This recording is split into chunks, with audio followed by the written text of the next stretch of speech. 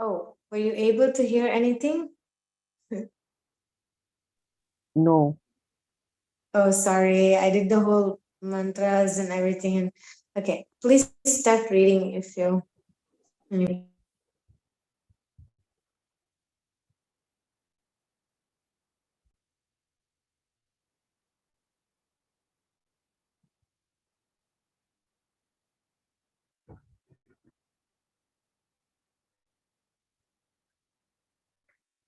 his hips are encircled by a girdle, and he stands serenely on the lotus of his devotees' hearts, gladdening their eyes and minds. Vishnu is eternally youthful and beautiful. He is the Lord of everyone in the universe, and he is ever willing to bless his devotees. The devotees absorbed in glorifying Vishnu also become glorious. Therefore, Mother, it is recommended that one meditate on Vishnu himself and on his pure devotees. One should continue performing yoga until the mind never wavers even for a moment from his form. Because Vishnu's activities are so charming, the yogi becomes absorbed in seeing him with his eternal associates as he walks, talks, or even lies down.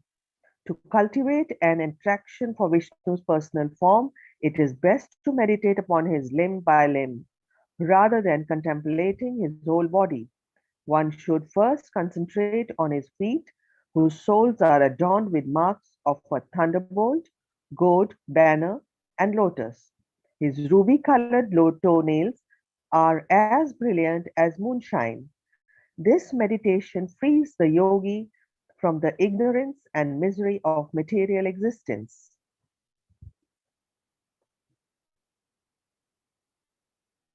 Shiva has become more auspicious by bearing on his head the holy waters of the Ganges which washed Vishnu's feet. The thunderbolt on those divine feet shatters the mountain of sinful desires accumulated in the conditioned soul's heart. Therefore, one should meditate upon them for a long time. As one meditates on Vishnu's legs, he should remember the goddess of fortune, Lakshmi, who places those legs on her own thighs. Even the gods worship her own to obtain her favor. As Vishnu's consort, she is the mother of Brahma, who was born directly from the Lord's body. Despite her exalted position, she is always attentively massaging Vishnu's transcendental legs. The yogi should then meditate on Vishnu's thighs, the source of all energy, which was whitish blue, like the linseed flower. They appear most graceful when the Lord sits upon Garuda's shoulders. Next, the yogi focuses upon Vishnu's rounded hips, draped with an exquisite yellow silk cloth hanging to his ankles and circled by a girdle. The yogi should then meditate on Vishnu's moon-like navel in the center of his abdomen. The foundation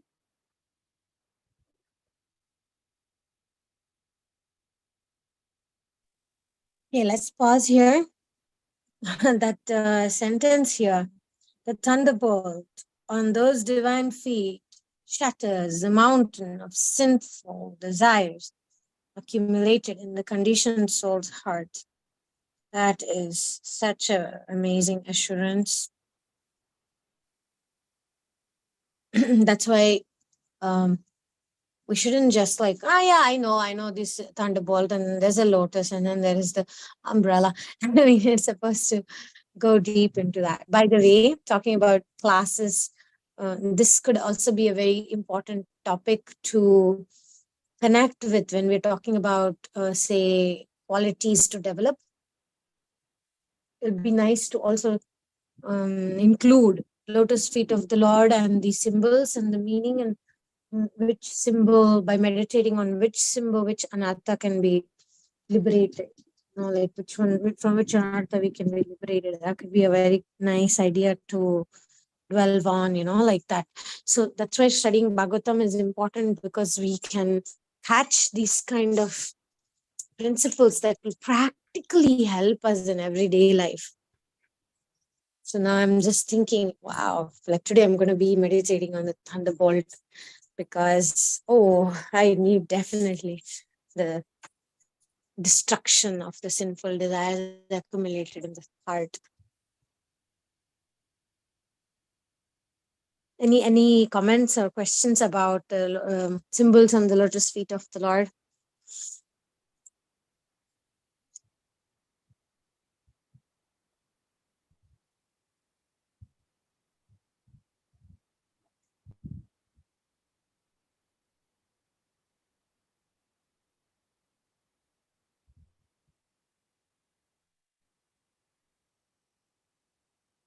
Also, this part is interesting.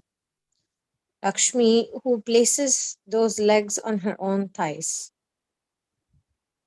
I was just thinking, like in many avatars, she's actually sitting on the Lord. She's actually sitting on the lap of the Lord, like Lakshmi Nashinga, if you have seen pictures.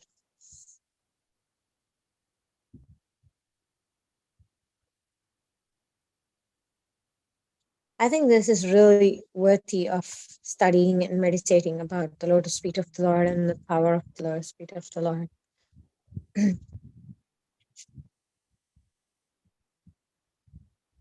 Anybody, any comments? Okay. Um, Rajeshwari Mataji, would you like to read? Gokulila, would you like to read next?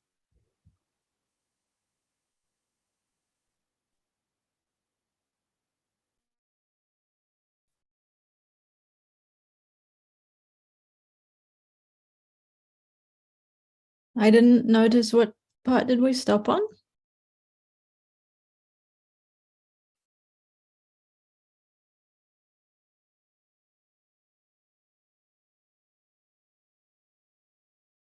Yeah, this page, foundation.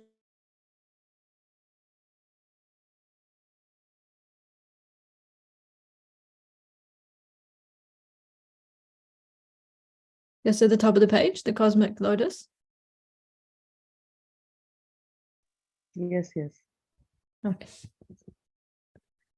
The cosmic lotus, which contains the planetary system, sprang from here and is the residence of Brahma, the firstborn being in the universe. Then the yogi should concentrate his mind on Vishnu's nipples.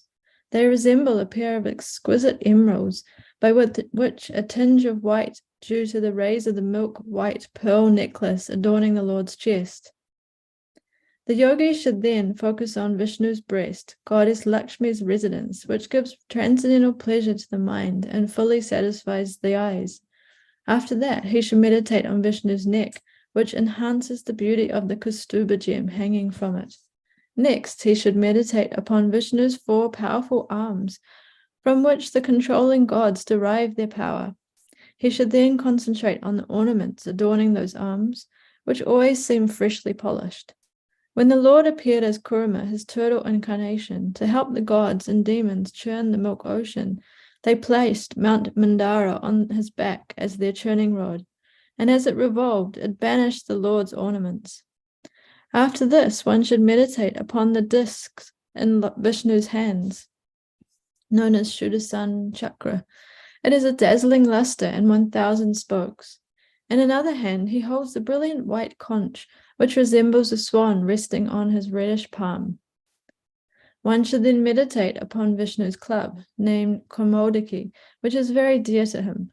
It smashes the demons when they oppose the gods, and is thus smeared with their blood. Next, one should focus on the garland around Vishnu's neck, which is surrounded by humming bees.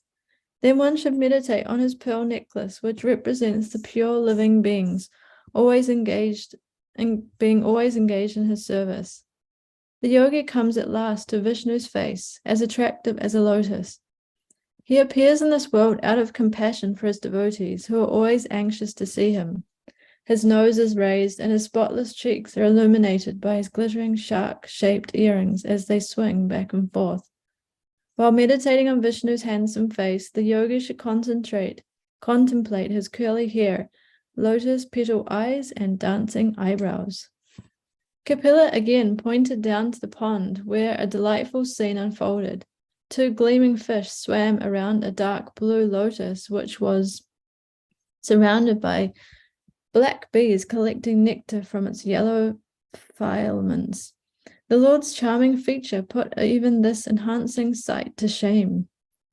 By meditating on Vishnu's compassionate glances and his loving smiles, filled with mercy, one's suffering is immediately mitigated. Vishnu's smile is so benevolent.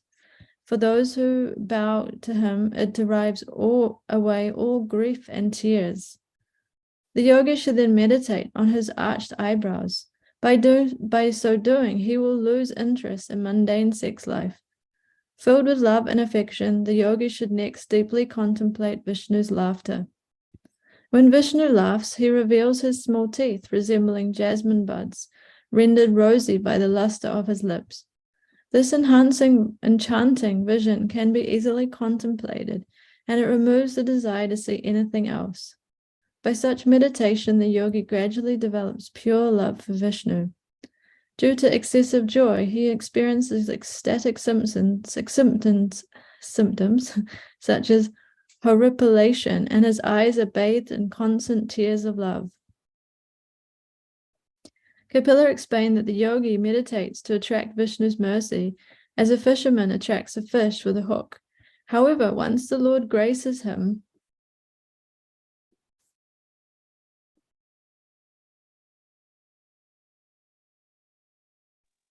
Let's pause here for a second.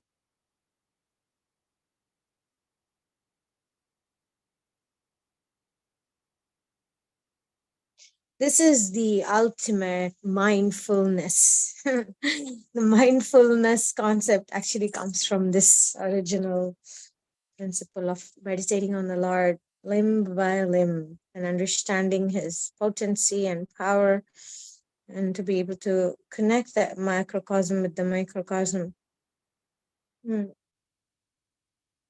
Here,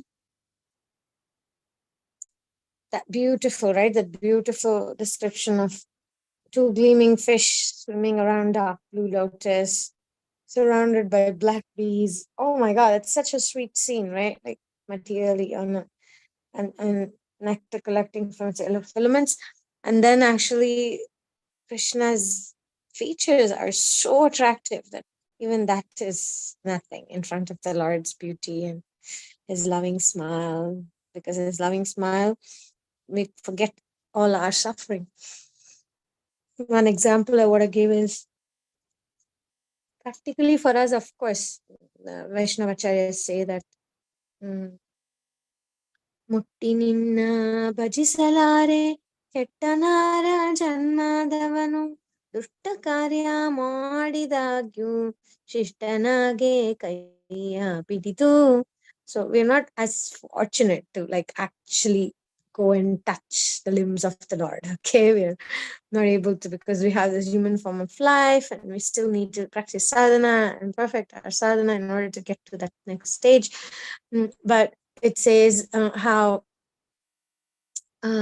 our service in this world, especially Sankirtan, especially preaching and giving Krishna consciousness to others, is so close to the Lord. It's like very close to the heart of the Lord.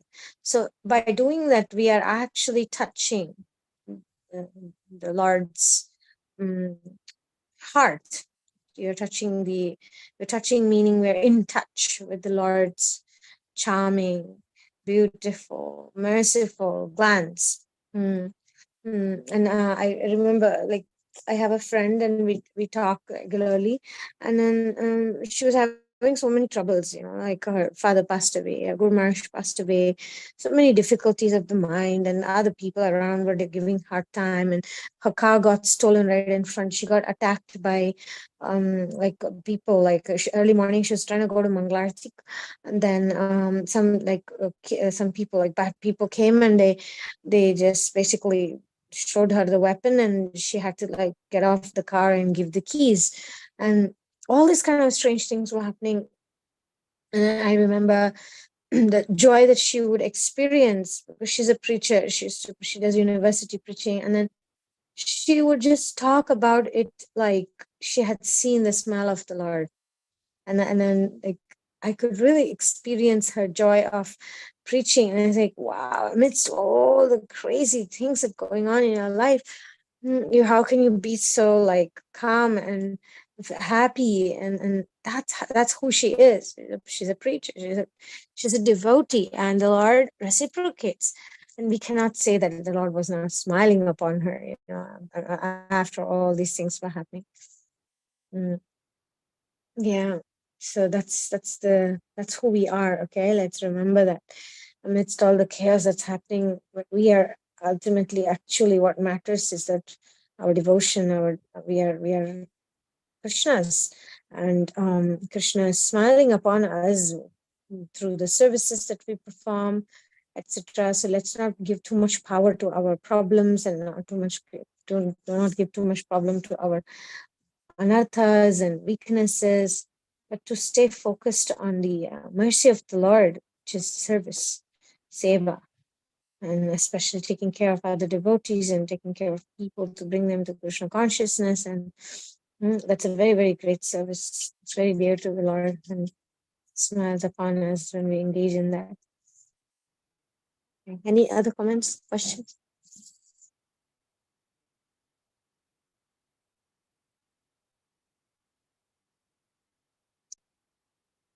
Okay. Rajeshwari Mataji, would you like to continue reading?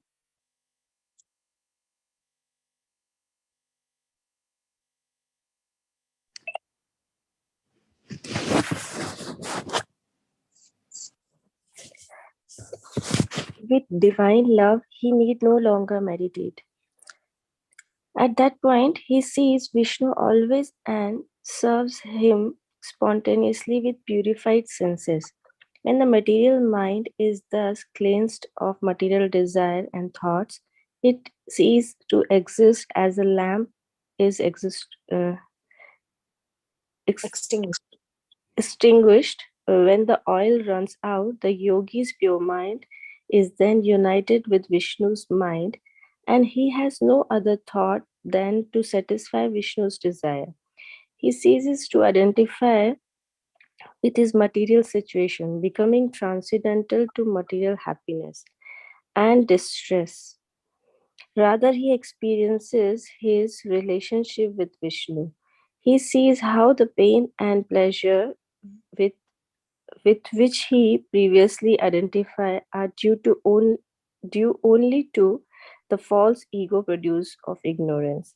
Achieving his spiritual identity, the perfect yogi no longer has any awareness of how his material body is acting. Just as an intoxicated person cannot tell if he is clothed or naked, Devhuti wanted to know why he remained within the material body. Kapila said, the body continues to function until its necessary activities are finished. However, once the yogi is self realized, Krishna himself takes control of bodily activities. The yogi merely observed it acting as one might observe himself in a dream. He does not see either the body or its byproducts, such as family member, as having anything to do with him. Devhuti wondered how it was possible for a modern yogi to disassociate from the body. Kapila said, and as attachment to family and wealth makes people identify with them. Similarly, one identifies with the body due to attachment. However, just as one can easily see, he is not his money or his family member. Similarly, one liberated from material attachment realizes he is not his material body. Devhuti had doubt. Obviously, a man is different from his relatives and possessions since they are visible distinct from him. The body and senses, however, seems integral to the self. If one were somehow separated from them, would he not then cease to exist as a person, possibly in even merging with Vishnu? Kapila drew her attention to the Brahmins not far off who were chanting mantras as they poured ladle of ghee onto the sacrificial fire. The flames leapt, cutting through the blowing black smoke and sending out flying sparks. Mother, note how the flames, the smokes, and the sparks are all different from one another, and yet they are intimately connected because they are part of the same fire. Similarly, Vishnu, who is like the whole fire and who is the witness in all hearts, is different from the individual souls who are compared to the spark. Although they are combined in the conditioned state, the soul are different from the body, sense, and mind, which are compared to the smoke. Devhuti wanted to know more about the self realized yogi. Could he also see God? Kapila pointed again to the Brahman sacrificial fire. The yogi sees the super soul in everything and everybody. He also sees all living entities equally, whether they be in the body of an ant or a god. He sees that the soul inhabiting the different bodies are quantitatively the same as small part and the parcel of Krishna. Devhuti raised her eyebrows. The souls who becomes gods are the same as those who inhabited insect bodies. Okay, that's a question by Devahuti. And we'll stop there for today and continue tomorrow. This part is also very interesting analogy here, right? The smoke, the flames, the smoke, and the sparks are all different from one another, and yet they're intimately connected because they're part of the same fire. So Krishna is like that. He's the whole fire, and who's the witness in the hearts, and is different from the individual souls who are compared to the sparks.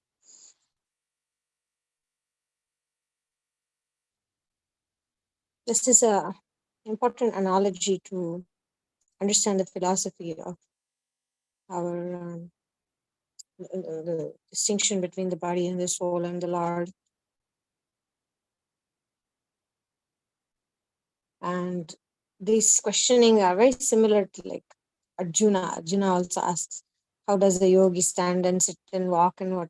And Devahuti is also like, I want to know more about self-realized yogi. Can he also see God? So she's also asking similar questions like Arjuna here. She has all these questions like the souls who become gods are the same as those who inhabit insect bodies. How can a soul be an ant and a soul be a demigod? How that is the same? So she's trying to understand the philosophical truth behind our existence, why we take a certain body. So we learn a lot actually from this kind of questioning that Devabhakti is asking. But for today, we'll pause there. If you have any questions or comments, now is the time.